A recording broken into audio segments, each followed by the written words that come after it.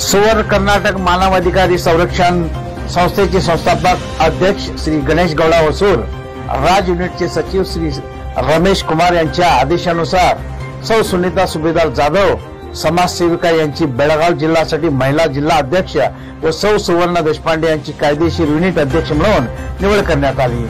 शनिवार दिनांक 30/8/2025 रोजी होसूर राज बेंगळूर मधील अरविंद कॉरिडॉर येथे कार्यक्रम पार पडला। समाजसेविका म्हणून सत्कार समारंभ पार पाडण्यात आला। ह्या होत्या आजच्या बेळगावातील प्रमुख बातम्या। तुम्हाला कोणती बातमी जास्त महत्त्वाची वाटते ती आम्हाला कमेंटमध्ये नक्की कळवा। व्हिडिओला आवडल्यास लाईक, शेअर आणि सबस्क्राईब करायला विसरू नका। मी तुमचा राजन भोसले पुन्हा भेटूया उद्या अशा स्थानिक घडामोडीसह। तोपर्यंत नमस्कार। Rajan Bhosale, Kumuda TV, bureau news, Belgaum.